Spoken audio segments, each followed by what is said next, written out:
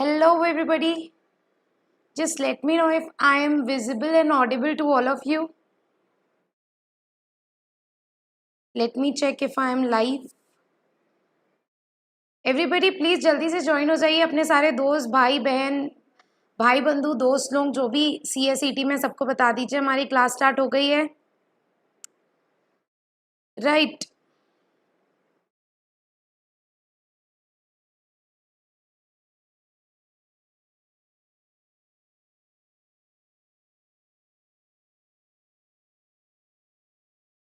Let me know in the chat box if I am visible and audible.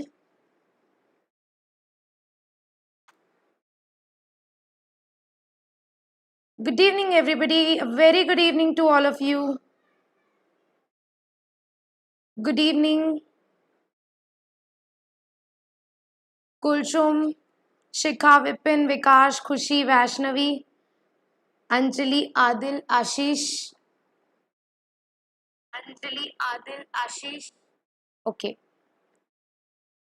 दीक्षिता आकाश. कैसे सबको? ये ना, आई hope आप लोग कल का रिवीजन करके आए हैं. क्वेश्चन पूछूं क्या? खैर ये गूगल मीट में नहीं हो रही है तो अभी मैं आप लोग से क्वेश्चन नहीं पूछ पाऊंगी.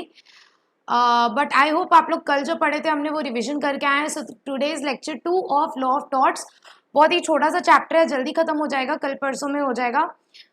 राइट. एंड आपको पता है कि जैसे ही हमारा लॉ ऑफ थॉट्स कंप्लीट हो जाएगा उसके बाद immediately will start with logical reasoning का रिवीजन. राइट. आशीष बोल रहे हैं मैम पूछो. बहुत कॉन्फिडेंस. हाँ ठीक है, मैं अज्यूम कर रही हूँ कि आप लोग रिवीजन करके आए हैं.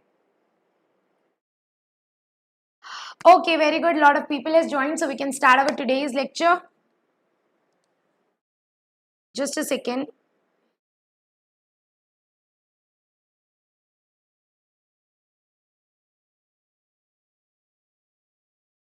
ओके. सो कल हमने क्या स्टार्ट किया था? Yesterday we started with our new chapter law of torts, जिसमें हमने पढ़ा था थॉट मतलब कुछ ना कुछ गलत काम करना, डूइंग समथिंग रॉन्ग. राइट. और taught is a French word which is derive from Latin word Tatum and उसका मतलब होता है कुछ ना कुछ रॉन्ग करना. सो द क्वेश्चन इज कि सारे रॉन्ग करना टॉट होता है? नहीं. रॉन्ग दो प्रकार के हो सकते हैं. One is civil wrong, another is criminal wrong.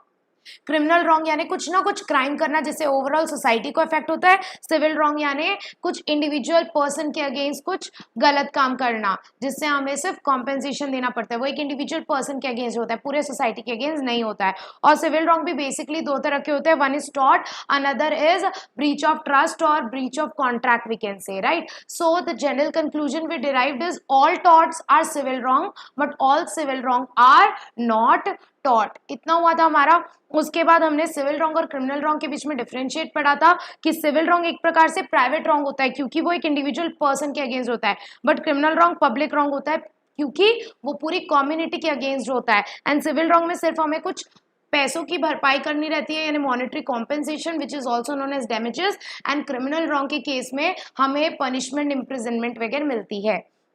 उसके बाद हमने देखा था टॉट और कॉन्ट्रैक्ट में ये अंतर होता है कि टॉट के केस में अनलिक्विडेटेड डैमेजेस मिलते हैं एंड कॉन्ट्रैक्ट के केस में लिक्विडेटेड डैमेजेस मिलते हैं. लिक्विडेटेड अनलिक्विडेटेड के बीच में डिफरेंस क्या होता है? जो लिक्विडेटेड होता है वो प्री फिक्स्ड होते हैं, पहले से पार्टीज फिक्स करके रखते हैं, पार्टीज डिसाइड करके रखते हैं. बट अनलिक्विडेटेड डैमेजेस पहले से डिसाइडेड नहीं होते हैं और ये कोर्ट डिसाइड करती है बाद में. ठीक है.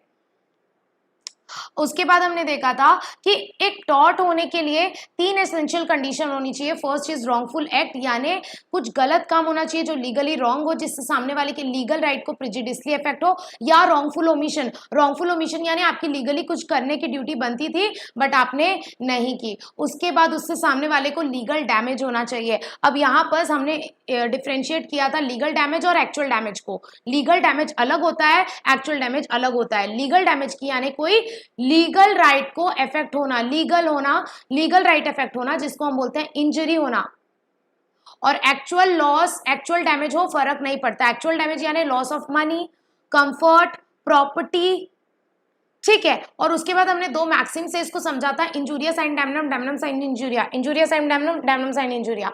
इंजूरिया साइन डैमनम मतलब इंजरी विदाउट डैमेज, इंजरी है पर डैमेज नहीं। और कल की क्लास में मैंने आपको एक सोनाक्षी सिन्हा का डायलॉग याद कराया था, किसी को याद है डायलॉग क्या था?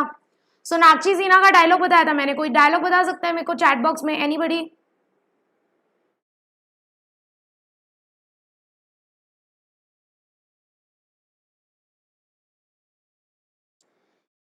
एनीबडी डायलॉग बताओ, इंजरी और डैमेज का मैंने कल डायलॉग बताया था एक। सिद्धि बोल रही है थप्पड़ से फर्क नहीं पड़ता साहब। अरे सिद्धि मेरा वाला डायलॉग बताओ ना, किससे, हमें किससे फर्क नहीं पड़ता?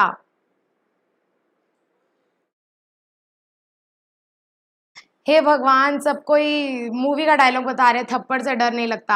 आकांक्षा very good, I am so proud of you. Damage से डर नहीं लगता, इंजरी से लगता है। डैमेज से फर्क नहीं पड़ता, इंजरी से पड़ता है। कल की क्लास में कम से कम 10 बार बोला था मैंने इस लाइन को, कैसे भूल सकते हो? Very bad. इंजरी से पड़ता है, यस वेरी गुड। आकाश, आशीष, अब सब सही बोल रहे हैं।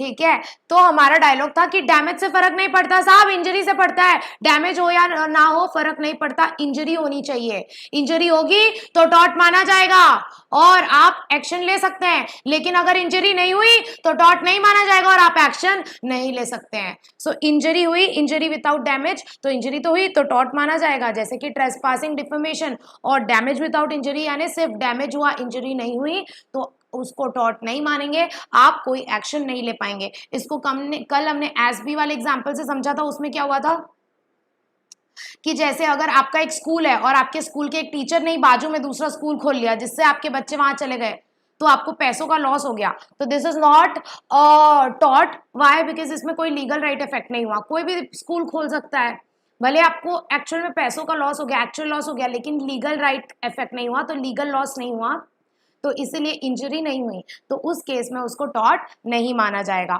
सो ये बेसिक बात हमने पढ़ी थी। अब हम आज की क्लास में स्टार्ट करने वाले थर्ड पॉइंट हमारा जो था कि टॉट होने के लिए तीन चीज होनी चाहिए, wrongful act, wrongful omission, legal damage, और थर्ड था लीगल रेमेडी। लीगल रेमेडी कल की क्लास में हमारा हो गया था, तो ये हम पहले कंटिन्यू करते हैं।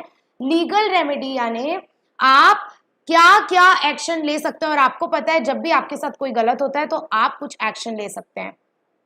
तो लीगल रेमेडी सेज कि you can take action if somebody has committed wrong against you, if someone has committed tort against you। और वो लीगल रेमेडी आप क्या क्या ले सकते हैं? तो जो लीगल रेमेडीज आपके पास अवेलेबल होती है वो दो तरह की होती है, one is judicial remedies and another is extra judicial remedies.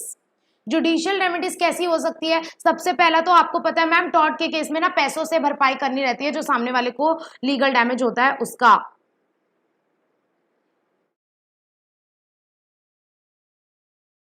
Pranjali, आपका डाउट हम बाद में अलग से क्लियर कर देंगे, आप मुझे व्हाट्सएप में पूछना ये डाउट, ठीक है? अभी क्लास चल रही है, क्लास के बीच में इट्स नॉट पॉसिबल, आप मुझे व्हाट्सएप करना प्रांजलि, आपका डाउट मैं बता दूंगी, ठीक है? सो जुडिशियल रेमेडीज में सबसे पहले तो आप क्या कर सकते हैं, आप कोर्ट में जाकर के बोल सकते हैं कि इसने मुझे झापड़ मारा या इसने मेरे साथ ये टॉट किया, मेरे को मेरे नुकसान की भरपाई करवाओ, मेरे को चाहिए पैसा, मेरे को चाहिए मॉनेटरी कॉम्पेंसेशन, जिसका एक और नाम है unliquidated damages. Why unliquidated? As we have discussed earlier कि this damage is decided by court, और इसीलिए इसको बोलते हैं अनलिक्विडेटेड डैमेजेस। बोल लो, कॉम्पेंसेशन बोल लो, एक ही बात है, दोनों का मतलब एक ही होता है। और ये जुडिशियल रेमेडी क्यों है मैम? जुडिशियल रेमेडी मतलब ये आप खुद से नहीं डिसाइड कर सकते, ये कोर्ट आपको रेमेडी प्रोवाइड करती है, इसीलिए judicial, judicial stands for court.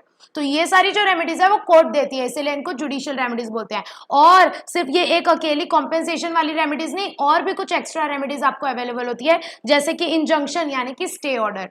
मतलब अगर सामने वाले ने कुछ मना किया था आपको कि मैं ये काम नहीं करूंगा और वो काम करता है, तो कोर्ट उस पर स्टे ऑर्डर लगा सकती है कि आपने मना किया था, ये काम नहीं करोगे, अब आप नहीं कर सकते, उसको बोलते हैं स्टे ऑर्डर लगाना। इंजंक्शन मतलब रोक लगाना। Next is specific restitution of property, यानी रेस्टिट्यूशन ऑफ प्रॉपर्टी यानी रिस्टोरेशन ऑफ बेनिफिट। अगर आपने किसी का कोई प्रॉपर्टी ले लिया है जबरदस्ती, तो उसको रिस्टोर करो, तो this is specific restitution of property. And one is specific performance. Specific performance यानी अगर आपने कोई वादा किया है तो वो आपको निभाना पड़ेगा। तो ये सारे जो ऑर्डर होते हैं ये कोर्ट दे सकती है, इसीलिए इसको बोलते हैं जुडिशियल रेमेडीज। और आपके पास कुछ एक्स्ट्रा जुडिशियल रेमेडीज भी अवेलेबल होती हैं। अब इनको एक्स्ट्रा जुडिशियल क्यों बोलते हैं? क्यों? क्योंकि ये हम खुद अपने आप को ये रेमेडी प्रोवाइड कर सकते हैं, कोर्ट में जाने की जरूरत नहीं है। और ये रेमेडीज कोर्ट में नहीं मिलती है, हम खुद देते हैं अपने आप को, कोर्ट में जाने की जरूरत नहीं है, इसीलिए इसको बोलते हैं extra judicial remedies. Extra judicial remedies, extra judicial remedies यानी कोर्ट में जाने की जरूरत नहीं है, हम खुद अपने आप को ये रेमेडी प्रोवाइड कर सकते हैं। जैसे कि सेल्फ हेल्प। अब आपको कोई थप्पड़ मार रहा है, आप खड़े खड़े थप्पड़ कैसे खा लिए? ऐसे पकड़ नहीं सकते क्या उसका हाथ? आप देख रहे थे ऐसे वो हाथ ऐसे दूर से ऐसे लेके आ रहा था झापड़ मारने के लिए, तो आपको वहीं रोक देना चाहिए था। इसको बोलते हैं खुद, पहले खुद अपनी मदद करो, बाद में फिर कोर्ट आपकी मदद करेगा। सेल्फ हेल्प या फिर इसको बोलते हैं सेल्फ डिफेंस। इसीलिए आजकल लोग एकदम ऐसे मार्शल आर्ट्स वगैरह सीख रहे हैं, कराटे एंड ऑल, ताकि कोई कुछ करके तो दिखाए हमारे साथ। टॉट, हमें कराटे आते हैं, कुंफू, ठीक है, ठीक है। किसको किसको कराटे आते हैं यहाँ, हम उनसे बच के रहेंगे, बता देना। तो ये हो गई जैसे self help. Next is prevention to trespass. Trespass मतलब जब आप कोई घर, आपके घर में या आपकी जमीन में कोई बिना बताए बिना परमिशन के घुस जाता है, तो आप सबसे पहले तो क्या खड़े खड़े देखते रहोगे, डायरेक्ट कोर्ट के पास जाओगे क्या? नहीं भैया, पहले उसको पकड़ के निकालोगे ना घर से बाहर कि चल तू निकल, क्यों घुसा है बिना पूछे घर में? तो सबसे पहले आप खुद अपनी मदद करोगे ना। तो आप डायरेक्ट कोई टॉर्ट कर दिया आपके साथ, डायरेक्ट कोर्ट नहीं पहुंच जाओगे कि कोर्ट कोर्ट मुझे कॉम्पेंसेशन चाहिए। पहले आप जितना खुद कर सकते हो उतना खुद करो, बिना कोर्ट में जाए, जिसको हम बोलते हैं, जैसे अगर आपके घर में कोई घुस गया, कोई ट्रेसपास कर दिया, तो पहले आप उसको खुद निकालो, उसको बोलते हैं प्रिवेंशन ऑफ ट्रेसपास, ठीक है। तो और जो एक्स्ट्रा जुडिशियल रेमेडीज है डिटेल में बाद में पढ़ेंगे। ये कुछ एक्स्ट्रा जुडिशियल रेमेडीज होती हैं जो आपके पास अवेलेबल रहती हैं। सो आपको जैसे ही आपके साथ टॉर्ट होता है ना, तो आपका लीगल रेमेडी लेने का, एक्शन लेने का राइट अराइज हो जाता है, और आप जुडिशियल रेमेडीज भी ले सकते हैं, एक्स्ट्रा जुडिशियल रेमेडीज भी ले सकते हैं। इच्छा प्रिया बोल रही है मुझे आता है कराटा, दैट्स रियली गुड, सबको सीखना चाहिए। इवन मेरा भी मन है मार्शल आर्ट सीखने का, बट देखो अगर कभी मौका मिला तो आई ट्राई, ठीक है। इतनी सी बात हो गई, जस्ट अ सेकेंड।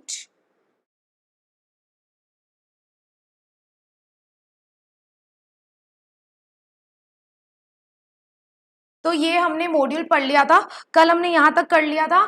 उसके बाद हमारा लीगल रेमेडी देखने का बचा था हमारा इंजूरिया साइन डेमनम, डेमनम साइन इंजूरिया, और इसका फर्स्ट और सेकंड पॉइंट बहुत अच्छे से हो गया था। थर्ड पॉइंट अभी हमने समझ लिया है। एक बार बुक से रीड ले लेते हैं कि यहाँ बोलना क्या चाह रहा है। लीगल रेमेडी में बोल रहे थे third condition is legal remedy. This means that to constitute a tort wrongful act must come under the law.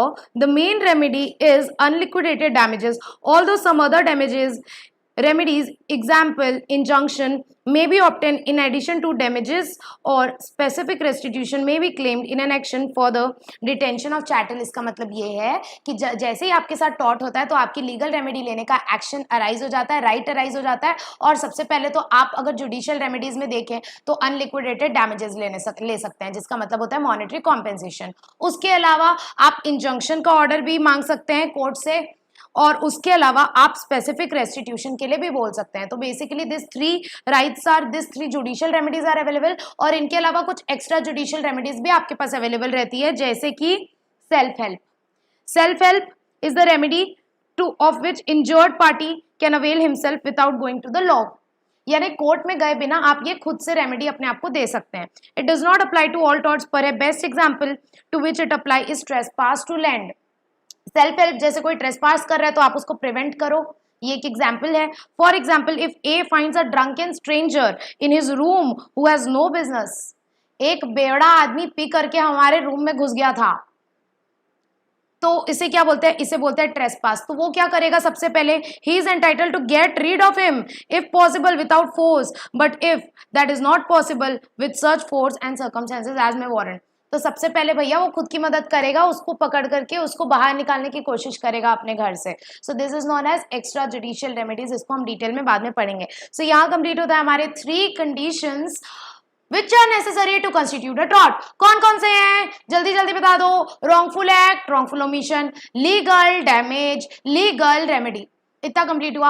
अब हम आज की क्लास में हमारा नेक्स्ट टॉपिक स्टार्ट करने वाले हैं विच इज मेंस रिया, आदमियों की रिया। मेंस रिया। तन्मय बोल रहा है मेरे घर में दशहरा में घुस गया था। अरे बाप रे।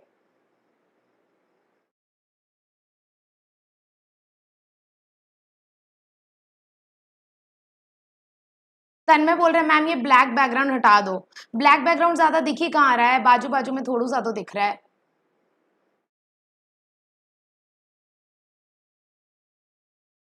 प्रांजलि आपको मेरा नंबर व्हाट्सएप ग्रुप में मिल जाएगा। ठीक है, चलिए अब हम पढ़ने वाले मेंस रिया के बारे में। तो बेसिकली मेंस रिया का मतलब क्या होता है, तो मेंस रिया बिल्कुल जैसा आपको दिख रहा है, रिया ये लड़कियों वाली रिया नहीं है, रिया चक्रवर्ती नहीं है। मेंस रिया का मतलब होता है गिल्टी माइंड। गिल्टी माइंड का मतलब गलत इंटेंशन। आपने जो काम किया वो गलत इंटेंशन के साथ किया, सामने वाले को नुकसान पहुंचाने के ही इंटेंशन से किया, आपका माइंड गलत था, आपका इंटेंशन गलत था, तो उसको बोलते हैं गिल्टी माइंड। और जनरल लॉ क्या है पता है, जनरल लॉ है एक maxim which is actus non facit reum nisi mens sit rea. ये लैटिन लैंग्वेज ना बहुत अजीब टाइप के होते हैं, पढ़ने में भी मुश्किल होते हैं, बट ये आपका एक लैटिन टर्म है, एक्टस नॉन फेसेट्रियम निसी मेंस सिट रिया। इसका मतलब क्या होता है, इसका मतलब ये होता है कि अगर कोई काम आप गलत साबित करते हैं तो उसके लिए गिल्टी माइंड होना जरूरी है। मतलब किसी को गुनहगार तभी माना जाएगा जब उसका माइंड गिल्टी था। अगर उससे अनजाने में कोई गलती हो गई, अनजाने में क्राइम हो गया तो, लेकिन उसका माइंड गलत नहीं था, तो उसको क्राइम नहीं माना जाएगा, उसको गलती नहीं मानी जाएगी। ठीक है, मतलब एक गलत काम तभी माना जाता है जब आपका इंटेंशन गलत हो। जैसे मान के चलो कि अगर मैं क्या कर रही थी, मैं बंदूक से ऐसे गोली मार करके ना पेड़ से अमरूद तोड़ रही थी, और मैं मेरे पेड़ से अमरूद तोड़ने का इंटेंशन था और मैं ऐसे मार रही थी। अच्छा बेस्ट एग्जाम्पल, और मेरे अमरूद तोड़ने की वजह से गलती से किसी को गन लग गई और वो मर गया, तो यहाँ ये माना जाएगा मैंने क्राइम किया? नहीं, मैंने क्राइम नहीं किया। क्यों? क्योंकि मेरा उसको मारने का इंटेंशन नहीं था, मैं तो अमरूद तोड़ रही थी। जैसे एक और बेस्ट एग्जांपल मेरे दिमाग में आया, वो राजा राम वाली कहानी सुनी है आप लोग ने? रामायण तो देखी होगी, लॉकडाउन में इतने बार आई पुरानी वाली रामायण। तो रामायण जब आपने देखी होगी तो आपको स्टोरी पता होगा दशरथ जी की, कि दशरथ जी गलती से उन्होंने उसको तीर मार के हाथी समझ के मार दिया था। किसको? ओह माय गॉड, मुझे नाम याद नहीं आ रहा। क्या नाम था उसका, कोई बता सकता है? अ, मुझे नाम ही याद नहीं आ रहा। दशरथ जी शिकार करने गए थे और उन्होंने जंगल में हाथी समझ के एक इंसान के ऊपर श्रवण, यस श्रवण, वेरी गुड तन्मय। उन्होंने एक श्रवण था, वो पानी पी रहा था, वो अपने माँ बाप के लिए पानी भर रहा था और उसको हाथी समझ के अंधाधुंध निशाना मार दिया और वो जाके शमन को लग गया और शमन मर गया। तो यहाँ ये माना जाएगा कि दशरथ जी ने क्राइम किया? नहीं। क्यों? क्योंकि उनका इंटेंशन गलत नहीं था, वो उसको मारने के हिसाब से नहीं, वो तो हाथी का शिकार करने गए थे, उसको मारने के हिसाब से नहीं कर रहे थे, तो इसलिए उनका गिल्टी माइंड नहीं है। तो general rule is, the general principle is कि एक गलत काम होने के लिए, क्राइम होने के लिए आपका इंटेंशन गलत होना जरूरी है, आपका माइंड गिल्टी होना जरूरी है। अगर आपका माइंड गिल्टी नहीं है तो कोई क्राइम नहीं बन सकता। क्राइम करने की पहली कंडीशन है कि आपका माइंड गिल्टी होना चाहिए। This is the general condition, this is the general rule. और इसी जनरल रूल को हम लैटिन में बोलते हैं एक्टिस नॉन फेसेट्रियम। अब देखो ये जो बड़ा सा टर्म है ये आपको एग्जाम में आ सकता है, एग्जाम में ये टर्म दे देगा आपको और पूछ लेगा इसका मतलब क्या है, तो पूरा एज इट इज पूरा टर्म याद करने की जरूरत नहीं है। देखो इसमें लास्ट में रिया है, तो रिया से आपको याद आ जाएगा कि ये मेंस रिया वाला टर्म है। This is technique to remember this maxim, this Latin maxim. इस लैटिन मैक्सिम में आप देखेंगे तो लास्ट में रिया है, तो ये रिया वाला मैक्सिम है, तो आप समझ जाना कि इस मैक्सिम का मतलब है कि मेंस रिया होना जरूरी है कोई भी काम को गिल्टी ठहराने के लिए, कोई भी क्राइम कंस्टिट्यूट करने के लिए गिल्टी माइंड होना जरूरी है। ठीक है, ये वाली मैक्सिम है रिया वाली, तो this is the memory technique to remember this maxim. अब सबसे बड़ा मुद्दा ये स्टार्ट होता है कि क्या टॉट में भी गिल्टी माइंड होना जरूरी है। सबसे द फर्स्ट क्वेश्चन इज क्या टॉट में भी गिल्टी माइंड होना जरूरी है। How far a guilty mind of a person is required for a liability for taught. Taught के लिए क्या गिल्टी माइंड होना जरूरी है, बताइए मुझे। The answer is no. टॉट के लिए गिल्टी माइंड होना जरूरी नहीं है। टॉट इज द एक्सेप्शन। मतलब यहां बोल रहा है कि भले ही आपकी गिल्टी माइंड नहीं है, भले ही आपका रॉन्ग इंटेंशन नहीं है, फिर भी आपके ऊपर टॉट की लाइबिलिटी आ जाएगी। अब जैसे मान के चलो कि अंकुश और मानोज्ञ आपस में बात कर रहे थे और मानोज्ञ ने देखा बात करते करते कि अंकुश के गाल में ना एक बड़ा सा मच्छर आके बैठ गया था। तो मानोज्ञ ने सोचा यार मच्छर खा काट जाएगा अंकुश को, तो उसने मच्छर को मारने की वजह से ऐसे चट से ऐसे उसके गाल में चाटा मार दिया। उसका इंटेंशन गलत नहीं था, वो अंकुश को बिल्कुल चाटा नहीं मारना चाहता था, उसने मच्छर मारने के लिए ऐसे मार दिया और ना अंकुश को जोर से चाटा लग गया। तो अंकुश ने बोला तूने मेरे अगेंस्ट टॉट किया है। तो क्या यहाँ टॉट हुआ कि नहीं हुआ? यहाँ टॉट हुआ कि नहीं हुआ? बिल्कुल हुआ। क्यों? क्योंकि टॉट के केस में इंटेंशन, रॉन्ग इंटेंशन हो या ना हो, अगर आपने सामने वाले के साथ टॉट किया है, उसके लीगल राइट को अफेक्ट किया है, तो it will constitute as a टॉट। वो जो क्रिमिनल केस होते हैं ना, जो क्रिमिनल रॉन्ग होते हैं, उन केस में मेंस रिया होना जरूरी होता है। बट टॉट लॉ में ऐसा स्पेसिफिकली कहीं नहीं लिखा है कि टॉट की लाइबिलिटी अराइज होने के लिए मेंस रिया होना जरूरी है। तो ऐसा बिल्कुल भी नहीं है। जरूरी नहीं है कि रॉन्गफुल इंटेंशन होगा तभी टॉट माना जाएगा। Even if there is no wrongful intention then also there can be टॉट। सो यहाँ पर एक जनरल बात लिखी हुई है कि जनरल प्रिंसिपल क्या है मैम? जनरल प्रिंसिपल है कि act in itself create no guilt in the absence of guilty mind. अगर आपका माइंड गिल्टी नहीं है तो आपके ऊपर एक्शन नहीं आएगा। ये क्या है? ये जनरल रूल है। It does not mean that for the law of torts X must be done with evil motive. ये बिल्कुल लॉ ऑफ टॉट्स के ऊपर एप्लीकेबल नहीं होता है, but simply means that the mind must occur in the act. The act must be done either with wrongful intention or negligence. देखो यहाँ पर this is the best line कि एक टॉट कब माना जा सकता है? रॉन्गफुल इंटेंशन हो तभी, और रॉन्गफुल इंटेंशन ना हो, सिर्फ नेग्लिजेंस हो तो भी उसको टॉट माना जा सकता है। भले रॉन्गफुल इंटेंशन नहीं है, सिर्फ और सिर्फ नेग्लिजेंस है। नेग्लिजेंस यानी कि लापरवाही। लापरवाही। अब इसको एक एग्जाम्पल से समझते हैं। जैसे मान के चलो एक इलेक्ट्रिशियन था, वो रोड में खंबे में काम कर रहा था। रोड के बाजू में एक इलेक्ट्रिक पोल था, उसमें वो वर्क कर रहा था और यहाँ सामने से एक बाजू से इंसान जा रहा था और उसने लापरवाही कर दी कि उसने थोड़ा बहुत इधर उधर कर दिया कि वो खंबा गिरने लगा। और वो चाहता तो आराम से उस खंबे को गिरने से पकड़ सकता था, लेकिन उसने कुछ नहीं किया, उसने लापरवाही कर दी, उसने उस खंबे को गिरने दिया और उसकी वजह से क्या हुआ? सामने वाले के ऊपर खंबा गिर गया और उसको इलेक्ट्रिक शॉक लग गया। तो यहाँ क्या टॉट माना जाएगा? उसने टॉट किया? बिल्कुल माना जाएगा। टॉट किया क्यों? क्योंकि उसने लापरवाही की। हालांकि उसने जानबूझ के नहीं गिराया, जानबूझ के खंबा उस आदमी के ऊपर नहीं गिराया, लेकिन वो खंबा गिरने लगा तो वो बचा भी सकता था। उस खंबे को चाहता तो आसानी से पकड़ सकता था, जिससे उस इंसान को, वो इंसान बच जाता, लेकिन उसने लापरवाही की, उसने नेग्लिजेंस की। तो इवन नेग्लिजेंस के केस में भी टॉट हो सकता है। बिल्कुल जरूरी नहीं है कि रॉन्गफुल इंटेंशन ही हो। रॉन्गफुल इंटेंशन नहीं होगा, सिर्फ नेग्लिजेंस होगा, उस केस में भी टॉट कंस्टिट्यूट हो सकता है। उस केस में भी ये माना जाएगा कि टॉट हुआ है। समझ में आया?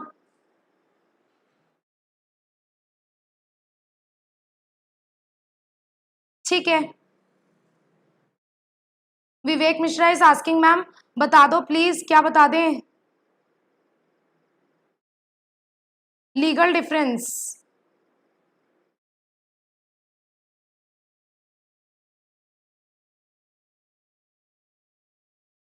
Difference between intention and motive. Basically, they are synonymous term. Vivek Mishra is saying we are studying criminal law. No, we are not studying criminal law. We are studying law of torts. It is a civil law, right? So basically, motive, intention, they are synonymous term. Right अगर आपको एकदम exact meaning देखना है तो please Google और use dictionary, but they are synonymous term, एक ही जैसा मतलब होता है दोनों का। ठीक है, ओके। सो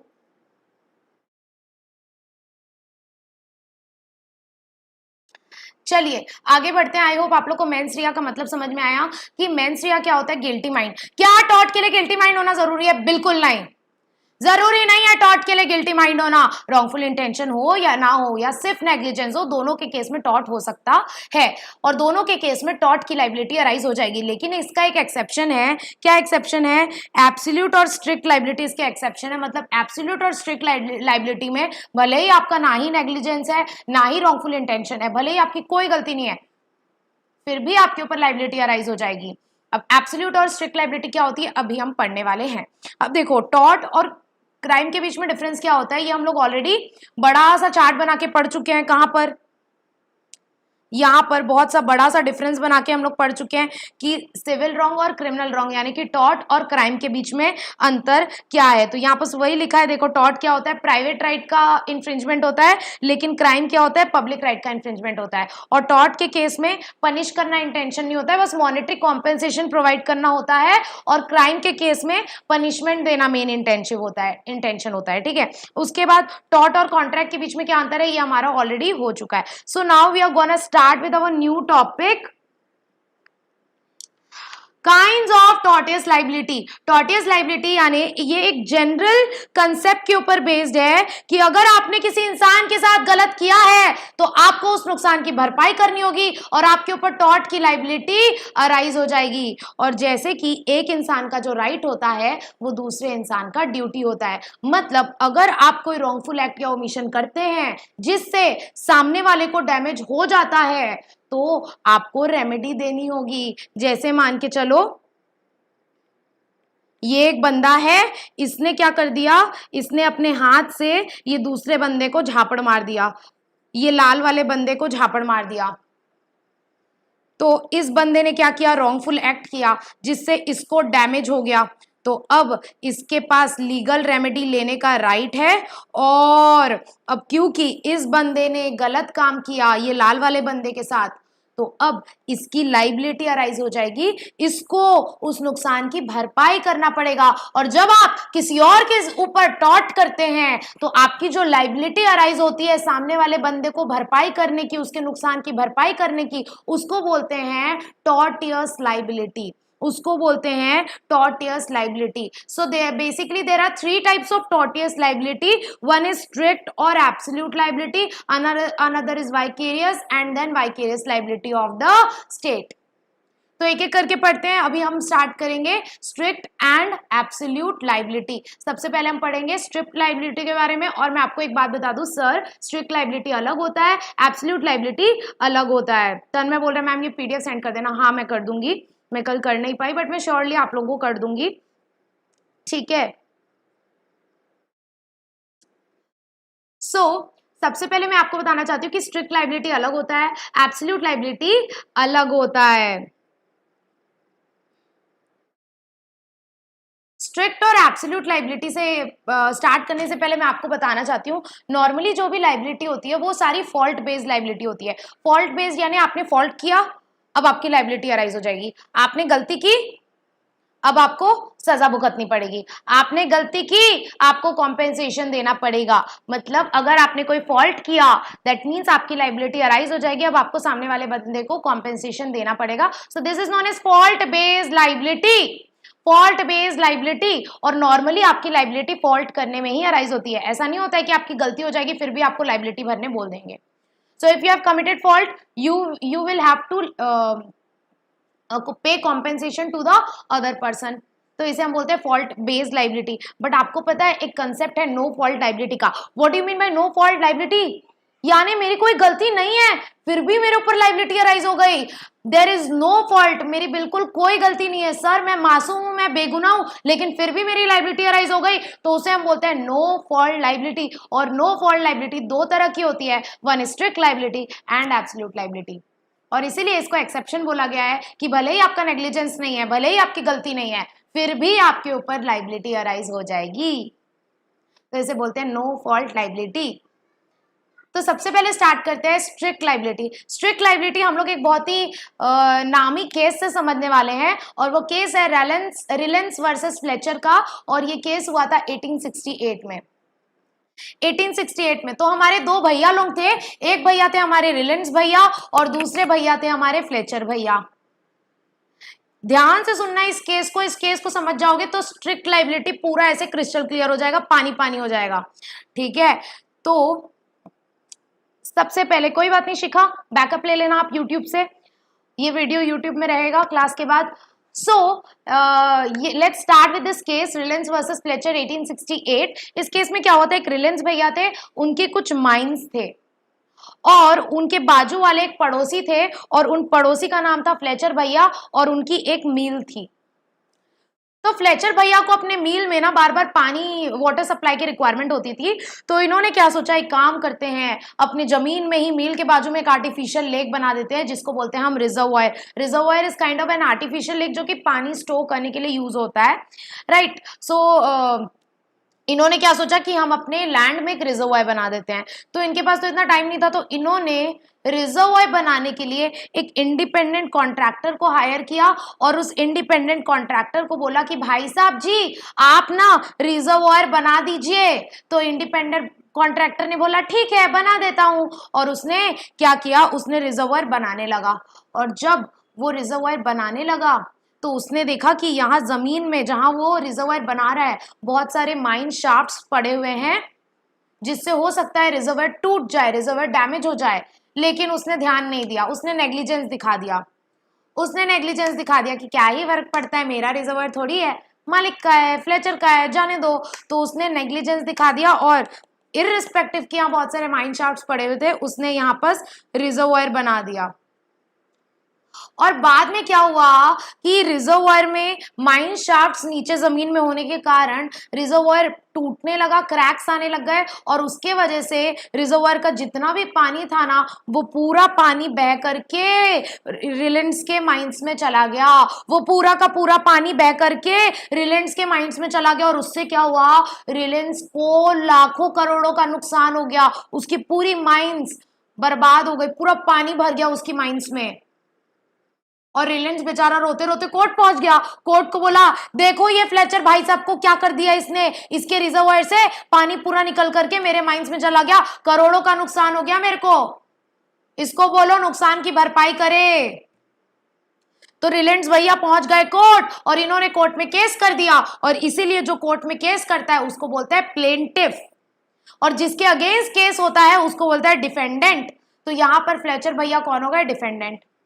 अब कोर्ट का क्या नतीजा है पता है, जब कोर्ट ने फ्लेचर को बोला कि तुमने क्यों तुम्हारे रिजर्वायर का पानी फेंका उधर, तो फ्लेचर ने बोला नहीं नहीं मेरी कोई गलती नहीं है, मेरे को नहीं पता था, मेरे को कोई आइडिया नहीं था कि ये इंडिपेंडेंट कॉन्ट्रैक्टर ने नेग्लिजेंस दिखाई, ये इंडिपेंडेंट कॉन्ट्रैक्टर ने माइन शाफ्ट्स होने के बाद भी नेग्लिजेंस दिखा के रिजर्वायर बना दिया।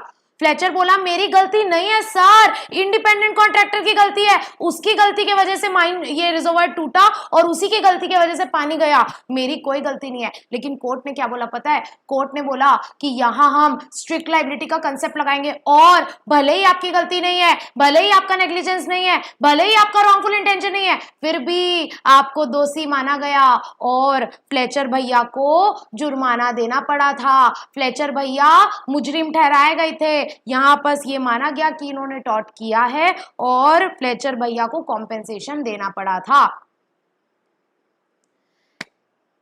तो इस फ्लेचर रिलायंस और फ्लेचर के केस से स्ट्रिक्ट लायबिलिटी के 3 बेसिक प्रिंसिपल निकल के आए। पहला प्रिंसिपल, स्ट्रिक्ट लायबिलिटी कब अराइज होता है, स्ट्रिक्ट लायबिलिटी अराइज होने के लिए ये 3 चीजें होना चाहिए। कौन सी 3 चीजें, सबसे पहला आपके जमीन में, आपके लैंड में कोई डेंजरस थिंग होना चाहिए। डेंजरस थिंग का मतलब आपने अपने जमीन का नेचुरल यूज नहीं किया, you have done non natural use of land.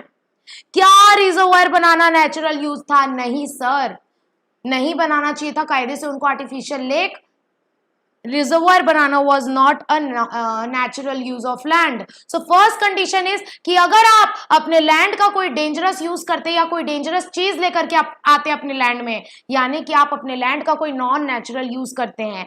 Second condition, वो डेंजरस थिंग एस्केप हो जाती है. एस्केप हो जाती है यानी आपके एरिया, आपके जमीन से निकल करके किसी और की जमीन में चली गई और उसको नुकसान हो गया.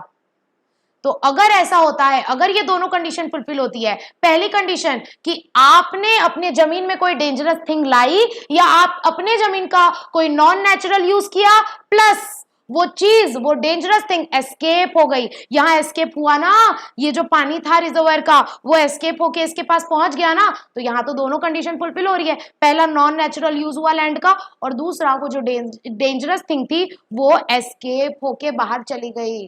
तो दोनों कंडीशन फुलफिल हो रही है. और अगर ये दोनों कंडीशन फुलफिल होती है तो कोर्ट बोलता है कि इस केस में आपकी प्राइमा फेसी लाइबिलिटी बन जाएगी, यानी कि स्ट्रिक्ट लाइबिलिटी बन जाएगी. स्ट्रिक्ट लाइबिलिटी अराइज हो जाएगी, भले ही आपका कोई नेग्लिजेंस नहीं है, भले ही आपकी कोई गलती नहीं है, भले ही आपका कोई रॉन्ग इंटेंशन नहीं है. So this is the overall concept of strict liability. I hope everybody is crystal clear. Clear हुआ? Please let me know in the chat box.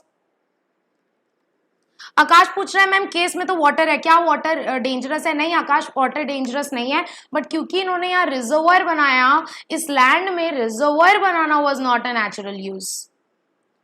Dangerous thing हो या नॉन नेचुरल यूज हो land का, दोनों चलेगा.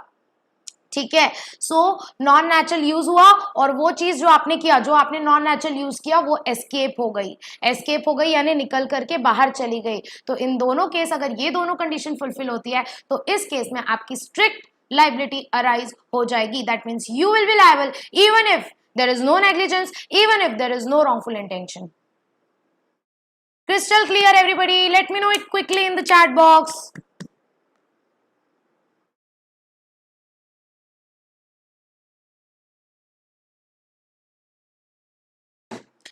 आकाश पूछ रहा है prima facie means. Prima facie means कि it will be very clear कि आपकी स्ट्रिक्ट लाइबिलिटी अराइज हो जाएगी. कोई दो राय नहीं है, कोई दो राय नहीं है. मतलब prima facie means it is evident कि हाँ आप ही लाइबल हो. इसमें कोई दूसरा एक पॉइंट ऑफ व्यू आता ही नहीं है. Like prima facie you are liable, like clear cut, evidently you are liable. So आपकी स्ट्रिक्ट लाइबिलिटी अराइज हो जाएगी. कोई इसमें बार्गेन पावर आता ही नहीं है, भले आपका रॉन्ग इंटेंशन ना हो, भले ही आपका नेग्लिजेंस ना हो. Okay, crystal clear everybody? Everybody is crystal clear? सब कोई चैट बॉक्स में बोल रहे हैं. That's very good. आशीष बोल रहे हैं मैम नेटवर्क प्रॉब्लम हो गई थी. कोई बात नहीं आशीष, आप बैकअप ले लेना. ठीक है, चलिए.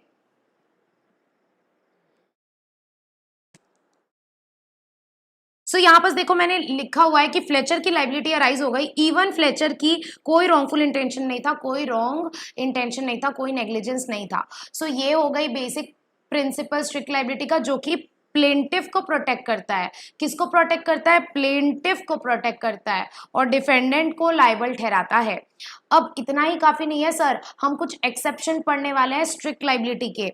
There are some exception of strict liability. Siddhi पूछ रही नॉन नेचुरल यूज मतलब, सिद्धि अभी हम और आगे कवर करेंगे तो आपका डाउट क्लियर हो जाएगा.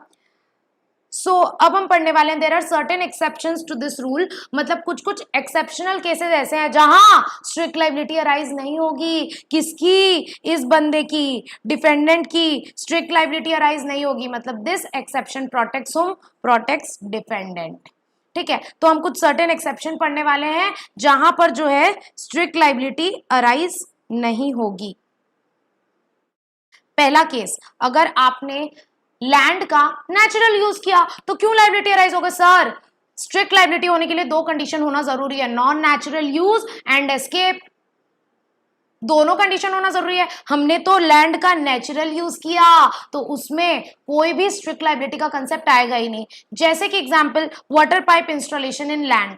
अगर हम pipe installation, water pipe installation कर रहे हैं तो क्या ये नॉन नेचुरल यूज है? बिल्कुल नहीं. अब हम कोई घर बना रहे हैं, बिल्डिंग बना रहे हैं, तो सारे नलों में पानी तो चाहिए ना हमको, तो वाटर पाइप का इंस्टॉलेशन तो करना ही पड़ेगा. That is the natural use. जीने के लिए वो तो जरूरी है, तो इसको नॉन नेचुरल यूज नहीं माना जाएगा. जैसे lightning of fire in the fire place of house, जैसे बड़े बड़े घरों में देखते होंगे आप, जो स्पेशली आउट ऑफ इंडिया, क्योंकि बाहर बहुत टेम्परेचर बहुत कम होता है, बहुत ज़्यादा ठंडी होती है, इसीलिए उनके घर में एक ऐसे वो होता है, फायर एरिया होता है, जिसमें वो लोग ऐसे आग जलाते हैं ठंड के टाइम पे। जैसे मोहब्बतें में वो अमिताभ बच्चन का घर में ऐसे नहीं फायर जला के बैठे रहता है वो, तो वहां वो फायर प्लेस वो फायर जलाने के लिए, वहां हम फायर जला रहे हैं तो उसको नॉन नेचुरल यूज नहीं माना जाएगा। अब मान के चलो आपको ठंडी लग रही है, किचन में बहुत सारा गैस पड़ा हुआ है, आप जाके किचन में सिगड़ी जला रहे हैं, किचन में बहुत सारी आगे जला रहे हैं, तो वो तो नॉन नेचुरल यूज हो जाएगा। क्यों? किचन में कौन बोला था आपको आगे जलाने? हो सकता है फिर तो सिलेंडर में आग लगी जाएगी ना, और हो सकता है उस वजह से आपके किचन से जुड़ा हुआ बाजू वाले का किचन था, उसके भी किचन में आग लग गई, तो इसको नॉन नेचुरल यूज माना जाएगा।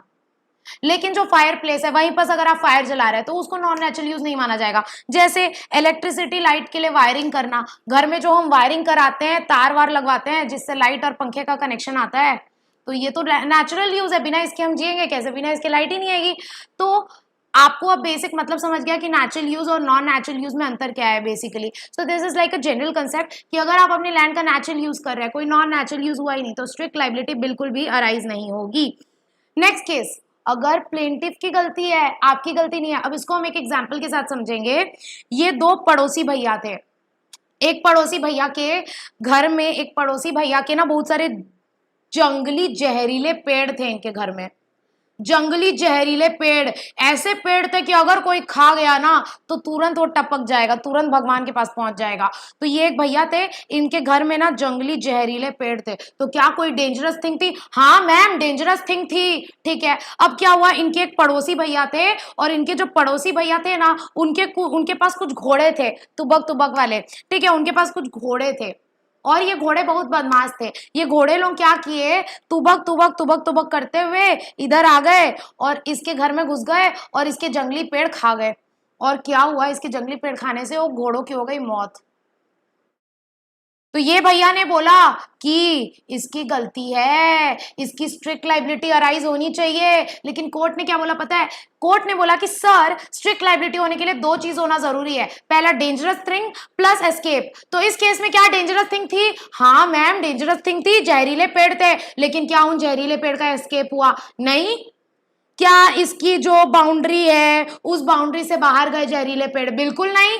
इनके घोड़े तुबक तुबक करके आए, हमारी गलती थोड़ी है। पेड़ तो बाहर नहीं गए, एस्केप तो नहीं हुआ, तो एस्केप हुआ ही नहीं, तो एस्केप हुआ ही नहीं, तो स्ट्रिक्ट लायबिलिटी का मुद्दा ही नहीं आता है। स्ट्रिक्ट लायबिलिटी कब अराइज होती है? जब non natural use plus escape दोनों होता है। यहाँ एस्केप नहीं हुआ, इसीलिए स्ट्रिक्ट लायबिलिटी नहीं आएगी। This is an exception of strict liability.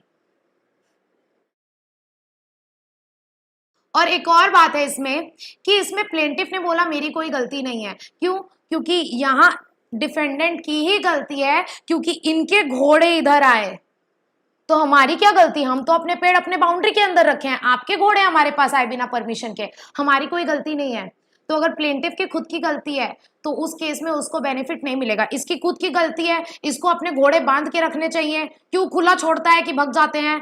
तो इसकी खुद की गलती है, अब इसको कॉम्पेंसेशन नहीं मिलेगा, तो इस केस में स्ट्रिक्ट लायबिलिटी अराइज नहीं होगी। तो दिस इज 2 एक्सेप्शन हो गया। हमारा थर्ड एक्सेप्शन इज ऐसा कोई भी काम जो कंसेंट ऑफ प्लेंटिफ के साथ होता है और दोनों के म्यूचुअल बेनिफिट के लिए होता है, तो उस केस में कोई एक्शन अराइज नहीं होता है। और इसके लिए एक लीगल टर्म है which is volenti non fit injuria. Volenti non fit injuria का मतलब होता है कि अगर दोनों पार्टी की कंसेंट के साथ कोई काम हुआ है तो उस केस में कोई इंजरी नहीं माना जाता है, कोई क्लेम अराइज नहीं होता है। अब इसको हम रेलेंस और फ्लेचर के केस लॉ के साथ समझेंगे। जैसे मान के चलो, अगर इस केस में फ्लेचर ने रिजर्वायर बनाने से पहले रेलेंस से परमिशन ले ली थी, रेलेंस को बोला रेलेंस भाई सुनना यार, मेरे को रिजर्वायर बनाने का है, बना लो क्या? फिर वो 2 मिनट सोचा, फिर फ्लेचर भाई ने बोला एक काम करते हैं, ये जो रिजर्वायर में पानी है ना, इससे मैं तेरे को भी सप्लाई कर दूंगा, तो दोनों को म्यूचुअल बेनिफिट होगा, इस रिजर्वायर से दोनों को बेनिफिट मिलेगा। तो रिलायंस ने सोचा, जोड़ा घटाया गुणाकार किया, फिर हाँ बोल दिया, कंसेंट दे दी अपनी, ठीक है भाई बना ले रिजर्वायर। अब उसने तो खुद अपनी कंसेंट दी थी और उसके बेनिफिट के लिए भी बन रहा था ये रिजर्वायर। तो इस केस में अब अगर उसको उस रिजर्वायर से कुछ नुकसान होता है तो रिलायंस जो है वो कोर्ट में जाके केस नहीं कर सकता, कोई स्ट्रिक्ट लायबिलिटी अराइज नहीं होगी। क्यों? क्योंकि वो काम प्लेंटिफ के कंसेंट के साथ हुआ था और वो काम इसके बेनिफिट के लिए भी था। तो आई होप आप लोग समझ गए हैं कि स्ट्रिक्ट लायबिलिटी अराइज नहीं होती है उस केस में अगर वो काम आपने प्लेंटिफ के कंसेंट के साथ किया है और दोनों के म्यूचुअल बेनिफिट्स के लिए था। समझ में आई? Next case madam, act of God. Movie देखे हो ना, ओ माई गॉड। ओ माई गॉड में क्या हुआ था? परेश रावल की पूरी बिल्डिंग टूट जाती है भूकंप आने की वजह से। So that was act of God. अब इसको हम लोग एक केस के साथ समझेंगे। ये एक भाई साहब थे जिनका नाम था मिस्टर ए। एक भाई साहब थे जिनका नाम था मिस्टर ए। उनका ना एक लेक था, यहाँ पर लेक, आर्टिफिशियल लेक। उसमें नॉर्मली पानी लेवल में ही रहता था, लेकिन एक दिन क्या हुआ, एक दिन इतना जोर से मूसलाधार बारिश आ गई, इतना जोर से बादल करके इतना जोर से मूसलाधार बारिश आ गई कि बारिश कंटिन्यूअस 24 घंटे तक बारिश होती गई। और बारिश होने की वजह से इतना ज्यादा ओवरफ्लो हो गया कि इसका लेक का पानी ना गिर करके इसका नया नया ब्रिज और वॉल बना था। किसका? इसके पड़ोसी का। इसके पड़ोसी थे मिस्टर बी, उनका नया नया ब्रिज और वॉल बना था। और मूसलाधार बारिश आने की वजह से इसका पानी ना पूरा ओवरफ्लो होके यहाँ गिर गया, जिसकी वजह से इसकी पूरी वॉल्स टूट गई, इसका बहुत नुकसान हो गया।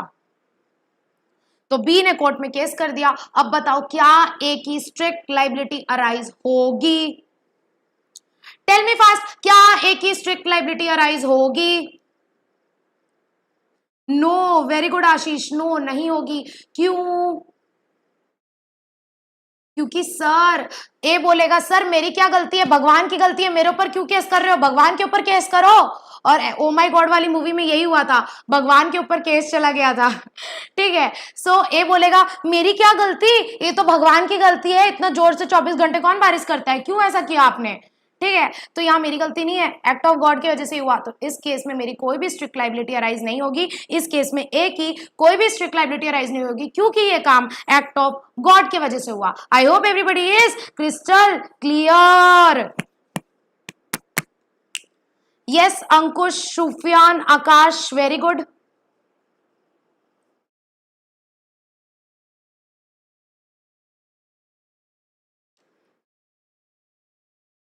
ठीक है, सो यहाँ पर अगर एक्ट ऑफ गॉड होता है तो आपकी कोई भी स्ट्रिक्ट लायबिलिटी अराइज नहीं होगी। Next is act of stranger. अगर किसी स्ट्रेंजर की गलती से नुकसान होता है तो आपकी क्या गलती? अब मान के चलो कि ये वाला जो केस है रिलायंस और फ्लेचर्स वाला, इसमें मान के चलो जब इंडिपेंडेंट कॉन्ट्रैक्टर रिजर्वर बना रहा था तब यहाँ कोई माइन शाफ्ट्स नहीं थे। रात के अंधेरे में जब कोई नहीं देख रहा था, यहाँ से एक आदमी आया जिसका नाम था नरेंद्र मोदी। ठीक है, रात के अंधेरे में जब कोई नहीं देख रहा था तो इधर से चुपके से घूमते फिरते एक आदमी आया जिसका नाम था नरेंद्र मोदी। और उसने क्या किया, उसने उठा करके माइन शाफ्ट्स डाल दिए इस रिजर्वायर में, उसने उठा करके फेंक दिए, माइन शाफ्ट्स फेंक दिए, और उसके वजह से रिजर्वायर फट गया और रिजर्वायर का पानी पूरा रिलायंस के मील में चला गया। अब क्या बताओ यहाँ क्या फ्लेचर की लायबिलिटी अराइज होगी? फ्लेचर बोलेगा सर मेरी क्या गलती है, किसी स्ट्रेंजर, किसी अजनबी के वजह से ये काम हो गया, मैंने नहीं किया, ना ही मेरे कॉन्ट्रैक्टर ने किया, किसी स्ट्रेंजर के वजह से ये काम हुआ है, मुझे नहीं पता किसने किया, मेरी कोई गलती नहीं है। तो इस केस में स्ट्रिक्ट लायबिलिटी अराइज नहीं होगी। इस केस में स्ट्रिक्ट लायबिलिटी अराइज नहीं होगी। समझ में आया क्या? Yes Ashish, act of third party और एक्ट ऑफ स्ट्रेंजर। तो अगर कोई थर्ड पार्टी के एक्ट की वजह से नुकसान होता है, किसी स्ट्रेंजर के एक्ट की वजह से नुकसान होता है, तो स्ट्रिक्ट लायबिलिटी अराइज नहीं होती है। लेकिन वो जो स्ट्रेंजर है वो आपकी जान पहचान का होना नहीं चाहिए। अगर वो आपका ही नौकर है तो ये माना जाएगा आप ही ने वो काम घूस दे करके करवाया है। ठीक है, तो वो जो स्ट्रेंजर है वो पूरा अजनबी होना चाहिए, वो आपकी जान पहचान का नहीं होना चाहिए, वो आपके नौकर का नहीं होना, वो आपका नौकर, सर्वेंट या एजेंट नहीं होना चाहिए। ठीक है, और एक छोटी सी बात लिखी हुई है कि स्ट्रिक्ट लायबिलिटी अराइज होगी अगर जो डैमेज होने वाला था वो डिफेंडेंट ने फोर्सी कर लिया था। फोर्सी कर लिया था मतलब उसको एहसास हो गया था, पहले से इंट्यूशन आ गया था कि यार ऐसा हो सकता है। तो अगर उसको पता चल गया था कि ये घटना घट सकती है तो उसको पहले से एक्शन ले लेना चाहिए था उसको प्रोटेक्ट करने के लिए, फिर भी उसने नहीं किया तो फिर उसकी स्ट्रिक्ट लायबिलिटी अराइज हो जाएगी। ठीक है, मतलब अगर कोई ऐसी घटना थी जो उसने देख ली थी और वो उस घटना को होने से रोक सकता था ड्यू केयर लेके। फॉर एग्जाम्पल, इसको आपको मैं एग्जाम्पल के साथ समझाती हूँ कि जैसे मान के चलो कि रात के अंधेरे में जब कोई नहीं देख रहा था तब नरेंद्र मोदी ने आकर के माइन शाफ्ट फेंक करके रिजर्वर तोड़ दिया, तो यहाँ स्ट्रिक्ट लायबिलिटी अराइज नहीं होगी क्योंकि फ्लेचर की कोई गलती नहीं है, this is act of third party. लेकिन मान के चलो जब नरेंद्र मोदी यहाँ से आ ही रहा था और जब नरेंद्र मोदी ने इधर उधर देखा कि कोई है तो नहीं, तब एक्चुअल में फ्लेचर यहाँ मौजूद था और फ्लेचर ने देख लिया था कि ये बंदा कुछ गड़बड़ी करने वाला है, और उसने देखा उसको कि वो माइन शाफ्ट इकट्ठे कर रहा था फेंकने के लिए, मतलब उसको पता चल गया था कि ये घटना घटने वाली है, और वो चाहता तो उसके पास 2-3 बॉडीगार्ड थे, उनको बोल करके नरेंद्र मोदी को भगवा देता बाहर से, इनके रिजर्वायर के बाहर। मतलब वो चाहता तो इस घटना को होने से रोक सकता था, लेकिन उसने नहीं किया, मतलब उसने नेग्लिजेंस कर दिया। अब वो लायबल होगा। अगर वो उस घटना को होने से रोक सकता था लेकिन फिर भी उसने नहीं रोका, तो अब उसकी स्ट्रिक्ट लायबिलिटी अराइज हो जाएगी। आई hope everybody is crystal clear. General rule is कि अगर स्ट्रेंजर का काम है तो स्ट्रिक्ट लायबिलिटी अराइज नहीं होगी, लेकिन अगर आपने उस काम को पहचान लिया था और आप उस काम को होने से रोक सकते थे, फिर भी आपने नहीं रोका, तो आपकी स्ट्रिक्ट लायबिलिटी अराइज हो जाएगी। आई hope everybody is crystal clear. ठीक है, अब देखो क्या होता है, last point is, last exception is statutory authority. Statutory authority क्या बोलता है? स्टैट्यूटरी अथॉरिटी ये बोलता है कि अगर किसी पब्लिक बॉडी से कुछ घटना घट गई, अगर किसी पब्लिक बॉडी से कुछ गलत काम हो गया और उसको उस लाइबिलिटी से एग्जम्प्ट किया गया है किसी ना किसी लॉ के अंदर, किसी ना किसी स्टैट्यूट के अंदर, तो उस पब्लिक बॉडी यानी कि गवर्नमेंट ऑफिशियल्स, गवर्नमेंट अथॉरिटी, इन लोग के ऊपर लाइबिलिटी अराइज नहीं हो सकती। हर जगह ना गवर्नमेंट को प्रोटेक्शन लॉ में मिल ही जाता है कि तुम करो तो रास लीला, हम करे तो कैरेक्टर ढीला, वैसा वाला है कि हम करे तो कैरेक्टर ढीला, गवर्नमेंट करे तो रास लीला। ठीक है, वैसा वैसा वाला एग्जांपल है कि अगर कोई पब्लिक बॉडी कुछ गलत काम करती है, पब्लिक बॉडी की वजह से नुकसान होता है, तो उसके ऊपर लाइबिलिटी अराइज नहीं होगी। पब्लिक बॉडी यानी कि बेसिकली गवर्नमेंट बॉडी। सो अगर किसी गवर्नमेंट बॉडी से कोई गलत काम होता है तो उसके ऊपर लाइबिलिटी अराइज नहीं होगी, अगर वो किसी ना किसी लॉ के अंदर प्रोटेक्टेड है तो। So this was all about 6 exception जिस केस में strict liability arise नहीं होगी। The general rule is कि अगर आपने गलत काम किया है तो आपकी liability आएगी, लेकिन हम पढ़ रहे हैं स्ट्रिक्ट लाइबिलिटी जब आपकी गलती नहीं है फिर भी आपके ऊपर लाइबिलिटी आ जाएगी। तो स्ट्रिक्ट लाइबिलिटी के लिए 2 चीज होना जरूरी है, पहला डेंजरस थिंग या फिर non natural use of land, plus उसका एस्केप होना चाहिए, तो आपकी strict liability prima facie liability बन जाएगी। बट 5 केसेस में नहीं बनेगी, अगर नेचुरल यूज हुआ है तो, प्लेंटिफ्स का फॉल्ट है तो, प्लेंटिफ के कंसेंट के साथ हुआ है, दोनों के म्यूचुअल बेनिफिट के लिए हुआ है तो, act of God, act of third party stranger and act of statutory authority. So इन सारे केसेस में स्ट्रिक्ट लाइबिलिटी नहीं बनेगी। So this was all about strict liability. I hope आप लोगों को ये कंसेप्ट अच्छे से समझ में आया है। आज की क्लास यहीं एंड करते हैं, कल की क्लास में हमारा कंप्लीट हो जाएगा vicarious liability of the state, absolute liability and then छोटा मोटा 1-2 टॉपिक रहेगा। ठीक है, तो कल की क्लास में हम ट्राई करेंगे कि हम ये चैप्टर कंप्लीट कर दें। सो अगर किसी को कोई डाउट है तो मुझसे व्हाट्सएप में आप पर्सनली पूछ सकते हैं। ठीक है, सो आज की क्लास यहाँ एंड करते हैं।